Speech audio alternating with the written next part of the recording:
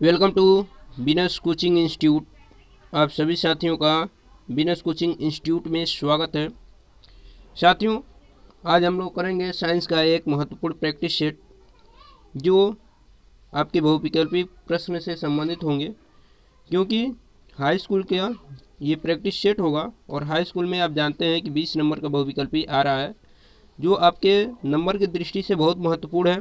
तो इसलिए आप हमारे इस सेशन को पूरा देखें और अपने बहुविकल्पी को ज़रूर मजबूत करें, क्योंकि बहुविकल्पी में आपको 20 क्वेश्चन और बहुत ही आसानी से आप उनको सॉल्व कर सकते हैं अगर आप कंटिन्यू हमारे इस प्रैक्टिस सेट से जुड़े हुए हैं तब। ठीक है ना? तो इसलिए आप हमारे इस प्रैक्टिस को ज़रूर ज्वाइन करें और हमारे चैनल को ज़रूर सब्सक्राइब करें। अगर चैनल पर नए हों तो चैनल को सब्सक्राइब कर लें। तो चलते हैं, शुरुआत करते हैं पहले क्वेश्चन की। पहला क्वेश्चन आपकी स्क्रीन पे दिखाया गया है। क्वेश्चन क्या है देखिए, इसमें आपको ऑप्शन नहीं दिए जाएंगे, आपको आंसर खुद बताना होगा। तो देखिए क्वेश्चन क्या है कि फ्लेमिंग के बाएं हाथ के नियम से ज्ञात किया जाता है। देखिए आप पढ़े होंगे फ्लेमिंग के बाएं हाथ के नियम और दाएं हाथ के नियम, और दोनों नियम लगभग सेम है, कुछ ही डिफरेंस है, और जिसके दो वजह से उनका बाएं हाथ और दाएं हाथ के नियम का नियम कहा जाता है। तो हमें बताना है कि फ्लेमिंग के बाएं हाथ के नियम से ज्ञात क्या करते हैं हम। तो देखिए फ्लेमिंग के बाएं हाथ के नियम से जो चालक पर लगने वाली बल की दिशा होती है उसे हम ज्ञात करते हैं। यानी चालक पर जो बल की दिशा लगती है कि किस दिशा में बल लग रहा है उसको हम ज्ञात करते हैं फ्लेमिंग के बाएं हाथ के नियम से। और दाएं हाथ के नियम से हम ज्ञात करते हैं प्रेरित विद्युत धारा की दिशा। इस बात को विशेष ध्यान रखिएगा कि फ्लेमिंग के बाएं हाथ के नियम से चालक पर लगने वाली बल की दिशा को ज्ञात करते हैं और दाएं हाथ के नियम से प्रेरित विद्युत धारा की दिशा ज्ञात करते हैं। यहाँ पर आपको आंसर भी दिए गए हैं, आप आंसर देख सकते हैं। ठीक है, आप अपना आंसर यहाँ देख सकते हैं। हमने बताया है कि फ्लेमिंग के बाएं हाथ के नियम से चालक पर लगने वाली बल की दिशा को हम बताते हैं। अब चलते हैं अगले क्वेश्चन की तरफ। अगला क्वेश्चन देखेंगे। अगला क्वेश्चन है आपका प्रेरित विद्युत वाहक बल का मात्रक होता है। हमें बताना है कि प्रेरित विद्युत वाहक बल का मात्रक क्या होता है। जैसे आप देखते हैं कि विद्युत धारा का मात्रक एम्पियर होता है, प्रतिरोध का मात्रक ओम होता है, उसी तरह प्रेरित विद्युत वाहक बल का मात्रक क्या होता है। तो हम आपको बता दें कि प्रेरित विद्युत वाहक बल जो होता है उसका मात्रक जो होता है वोल्ट होता है। ठीक है ना? आप जानते हैं कि वोल्ट जो होता है वो विभवांतर का मात्रक होता है, लेकिन प्रेरित विद्युत वाहक बल का भी मात्रक वोल्ट होता है। इसका फार्मूला है, इसका जो फार्मूला है वो है E=-n delta phi upon delta T. ठीक है ना? जो प्रेरित विद्युत वाहक बल का फार्मूला है वो है E=-n delta phi upon delta T, जहाँ n इलेक्ट्रॉन चक्रों की संख्या है और डेल्टा फाई चुंबकीय फ्लक्स है। ये सारी चीज़ें आपको ऑलरेडी पता होना चाहिए। तो हम चलते हैं अगले क्वेश्चन की तरफ। अगला क्वेश्चन देखेंगे। अगला क्वेश्चन क्या है देखिए, यहाँ पर आपका आंसर दिया गया है कि प्रेरित विद्युत वाहक बल का मात्रक वोल्ट होता है। अगले क्वेश्चन की तरफ चलते हैं और अगला क्वेश्चन है जो आपका है केमिस्ट्री से। देखिए यहाँ पर फिजिक्स, केमिस्ट्री और बायो तीनों टॉपिक से यानी तीनों सेटों से ये क्वेश्चन उठाए गए हैं ताकि आपकी कोई भी सब्जेक्ट में कमी न रह जाए। तो चलिए देखिए, ये केमिस्ट्री का क्वेश्चन है। शुद्ध जल का पीएच मान होता है। आपसे पीएच मान से क्वेश्चन पूछे जाते हैं, तो इसलिए पीएच मान का भी टॉपिक महत्वपूर्ण है।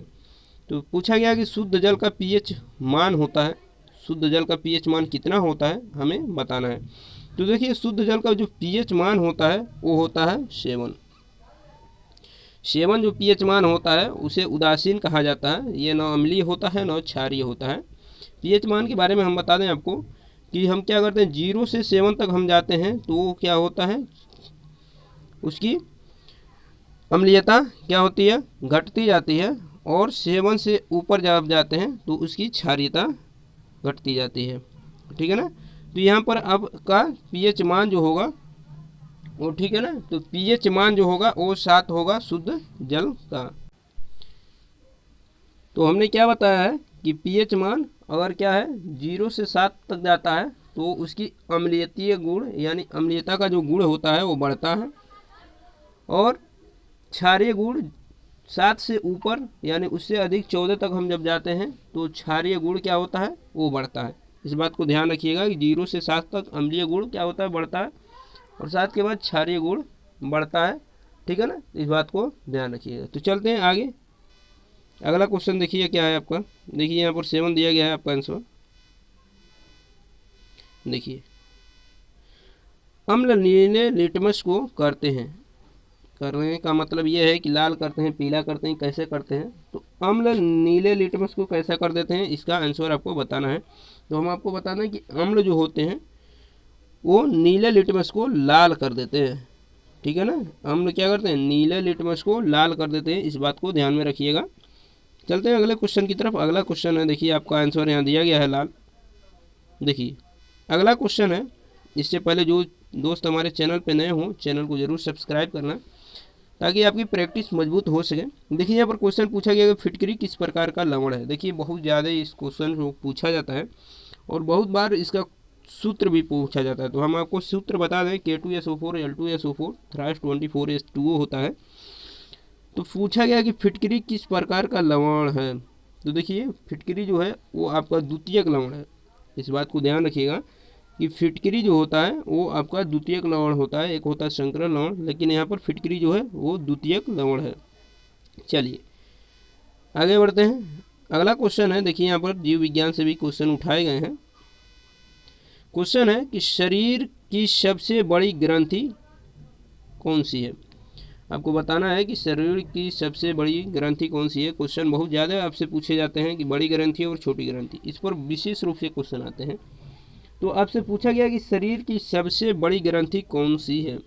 तो देखिए सबसे बड़ी ग्रंथि जो है वो शरीर की है, वो है यकृत। ठीक है ना, यकृत जो होता है वो शरीर की सबसे बड़ी ग्रंथि होती है। इस बात को ध्यान रखिएगा। चलते हैं अगले क्वेश्चन की तरफ। देखिए आपका यहाँ पर आंसर दिया गया है यकृत। तो यकृत शरीर की सबसे बड़ी ग्रंथि होती है। आगे बढ़ते हैं। अगला क्वेश्चन जो है वो इस प्रकार है कि शरीर की संरचनात्मक और क्रियात्मक इकाई कौन सी है। हमें बताना है कि शरीर की संरचनात्मक और क्रियात्मक इकाई के बारे में। तो देखिए हम आपको बता दें कि शरीर की संरचनात्मक और क्रियात्मक जो इकाई होती है वो होती है कोशिका। ठीक है ना, छोटे से बड़े जीव सारी चीज़ें इसी से बनी हैं, कोशिका से। तो शरीर की संरचनात्मक और क्रियात्मक इकाई जो होती है वो कोशिका हो जाएगी आपका सही आंसर। आपका आंसर भी यहाँ दिया गया है, आप देख सकते हैं, कोशिका। बढ़ते हैं अगले क्वेश्चन की तरफ। अगला क्वेश्चन जो है कोशिकाओं के समूह को कहते हैं। हमने अभी पढ़ा है कि शरीर की सबसे छोटी संरचनात्मक एवं क्रियात्मक इकाई जो होती है वो कोशिका होती है, लेकिन अब कोशिकाओं के समूह को क्या कहते हैं। देखिए तो आपसे पूछा गया है कि कोशिकाओं के समूह को कहते हैं। तो कोशिकाओं के समूह को हम जो कहते हैं वो है उत्तक, यानी कोशिकाओं के समूह को क्या कहते हैं, उत्तक कहते हैं। इस बात को ध्यान रखिएगा, कोशिकाओं का समूह उत्तक कहलाता है। बढ़ते हैं अगले क्वेश्चन की तरफ। अगला क्वेश्चन देखिए, अगला क्वेश्चन क्या है। देखिए अगला क्वेश्चन भी बहुत महत्वपूर्ण है। पीत रस का स्राव किस ग्रंथि से होता है। आपसे क्वेश्चन पूछा गया है कि पीत रस का स्राव किस ग्रंथि से होता है। तो देखिए पीत रस का जो स्राव होता है ना, वो शरीर की सबसे बड़ी जो ग्रंथि होती है यकृत, उससे होता है। तो पीत रस का जो स्राव होता है वो किससे होता है, यकृत से होता है। ठीक है, तो यकृत से पीत रस का स्राव होता है। तो अब हम चलेंगे लास्ट क्वेश्चन की तरफ, और लास्ट क्वेश्चन है, सबसे महत्वपूर्ण क्वेश्चन है ये, और इसका आंसर आपको कमेंट बॉक्स में बताना है। क्वेश्चन क्या है कि प्रयोगशाला में बनाए जाने वाली पहली कार्बनिक यौगिक क्या है। तो आपको बताना है कि प्रयोगशाला में बनाई जाने वाली सबसे पहले बनाई जाने वाली पहली कार्बनिक यौगिक क्या है। इसका आंसर आपको कमेंट बॉक्स में बताना है। इसका आंसर हम नेक्स्ट वीडियो में बताएंगे।